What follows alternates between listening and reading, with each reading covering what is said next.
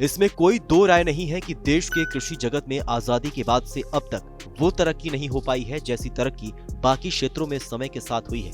किसान की हालत आज शहर के मजदूर से भी खराब है। लेकिन देश की मौजूदा हुकूमत ने जब 3 कृषि कानूनों को देश के सामने रखा तब यही बात दोहराई गई कि इससे किसानों की पौ बरह होगी, किसान तरक्की करेंगे, कृषि जगत के पास ढेरों विकल्प होंगे। दरअसल ऐसा इसलिए कहा गया क्योंकि देश में दशकों से किसानों का शोषण होता आया है। यानी कृषि ही एक ऐसा क्षेत्र है जिसमें उत्पादन करने वाला अपनी कीमत खुद तय नहीं करता। कुछ फसलों की कीमत सरकार तय करती है तो कुछ आड़ती मंडी में औने पौने दाम में खरीदते हैं।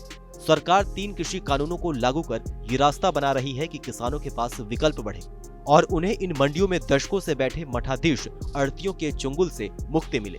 लेकिन किसान और आड़तियों के बीच में वो रिश्ता है जिसमें उन्हें कर्ज के लिए जरूरत पड़ने पर बैंक के चक्कर नहीं लगाने पड़ते हैं और न ही फसल के कटने पर इंतजार करना होता है। मोटे और मनमाने ब्याज पर ये आड़ती किसानों को कर्ज देते हैं और उनका शोषण करते हैं। कुछ ऐसा ही पंजाब में हुआ है। यहाँ के किसान आड़तियों से जरूरत पड़ने पर कर्ज लेते हैं और मूल रकम चुका देने के बाद सालों तक ब्याज चुकाते रहते हैं। आज के किसान आंदोलन का जनक पंजाब को कहा जा सकता है। लेकिन यहाँ के किसानों की हालत देखी जाए तो साफ है कि ये लोग अपना अस्तित्व बचाने के लिए संघर्ष कर रहे हैं। भटिंडा के बलवाना गांव के एक किसान का कहना है कि जब वो अपनी फसल को बेचने के लिए मंडी में गया तो आड़ती ने उसे खाली चेक पर दस्तखत करने को कहा। किसान का कहना है कि 2 साल पहले आड़ती से 2 लाख का लोन लिया था। मूल रकम के बराबर वो भुगतान कर चुका है, लेकिन आड़ती उससे कह रहा है कि अभी भी उसके 1 लाख बकाया है। किसान का कहना है कि वो पिछले 4 सीजन से लगातार किश्तें चुका रहा है, लेकिन अब आड़ती धमका रहा है कि ब्लैंक चेक नहीं दिया तो फसल नहीं बिकने देगा। लेकिन ये सिर्फ एक किसान की दास्तान नहीं है। पंजाब में ऐसे ढेरों किसान हैं जिनके साथ इस तरह का वाकया पेश आया है। कमोवेश पंजाब में बहुत सारे किसान ऐसे हैं जिससे आड़तियों ने ब्लैंक चेक पर साइन करके देने को कहा है। किसान अपने कर्ज की रकम तो देना चाहते हैं मगर ब्लैंक चेक देने से बच रहे हैं। डर है कि कहीं एक बार में सारा पैसा खाते से निकाल न लिया जाए। पंजाब के जलंधर, खन्ना, संगरूर, मानसा में यही कहानी है। बीकेयू नेता जगसीर सिंह भी मानते हैं कि सूबे के कई हिस्सों में इस तरह की शिकायतें देखने को मिली हैं। उनका कहना है कि कई मामलों में किसानों से आधार की भी मांग की जा रही है।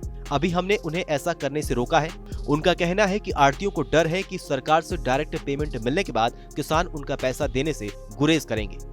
जगसीर का कहना है कि बड़े नेताओं को इस बारे में बता दिया गया है। उनके फसलों का इंतजार किया जा रहा है। अभी किसानों से शांत रहने को कहा गया है। उधर आड़ती एसोसिएशन के राज्य प्रधान रविंदर सिंह चीमा का कहना है कि किसान उनसे पैसे लेते हैं और फसल के समय किश्तों में रकम को वापस करते रहते हैं। ये लंबे समय से चलन में है। खन्ना के एक आड़ती का कहना है कि वो किसानों से सिक्योरिटी के तौर पर खाली चेक ले रहे हैं। पहले कोई परेशानी नहीं थी, लेकिन डायरेक्ट पेमेंट के बाद इस तरह की दिक्कत शुरू हो गई है।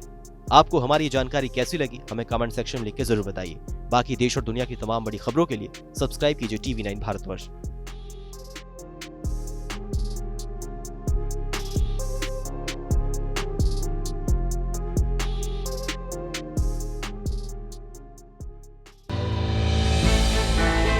हमने की गलती फिर एक बार, कोरोना ने किया दोबारा प्रहार। मास्क, 2 गज दूरी, करें अपनी सुरक्षा खुद।